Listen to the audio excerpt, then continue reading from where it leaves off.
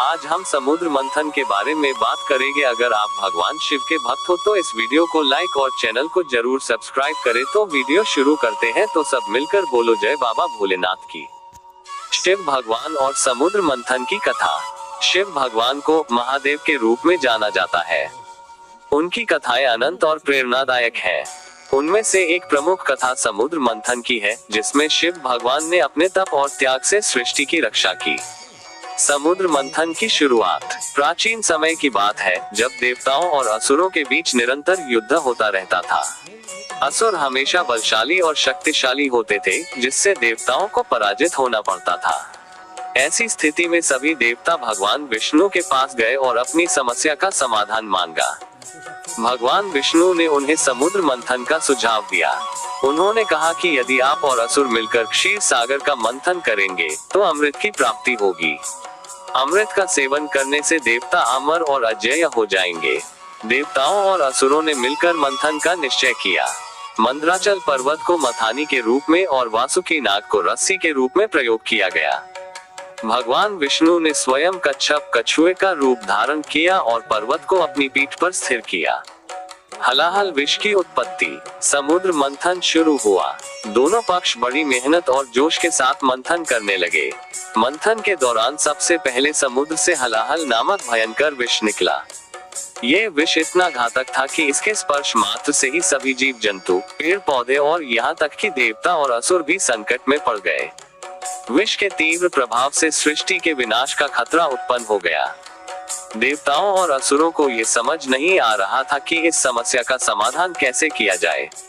सभी ने मिलकर भगवान शिव का आह्वान किया और उनसे सहायता मांगी। भगवान शिव का त्याग। भगवान शिव करुणा के सागर हैं। उन्होंने सभी की पुकार सुनी और सृष्टि की रक्षा के लिए हलाहल विष को स्वयं पीने का निर्णय लिया। भगवान शिव ने विष को अपने हाथों में लिया और पूरे साहस के साथ उसे गले से नीचे उतार लिया। हालांकि भगवान शिव ने विष को अपने पेट में जाने से रोक दिया और उसे अपने कंठ में ही रोक लिया। इस विष के प्रभाव से भगवान शिव का कंठ नीला पड़ गया और तभी से उन्हें नीलकंठ के नाम से जाना जाने लगा। माता पार्वती की चिंता। जब भगवान शिव ने विष का पान किया तो देवी पार्वती को बहुत चिंता हुई।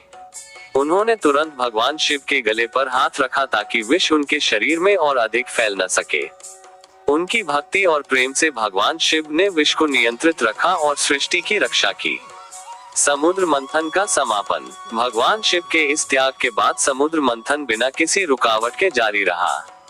इसके बाद समुद्र से अनेक दिव्य वस्तुएं निकली, जैसे कामधेनु गाय, उच्चैःश्रवा घोड़ा, ऐरावत हाथी, कौस्तुभ मणि, कल्पवृक्ष और अंत में अमृत कलश।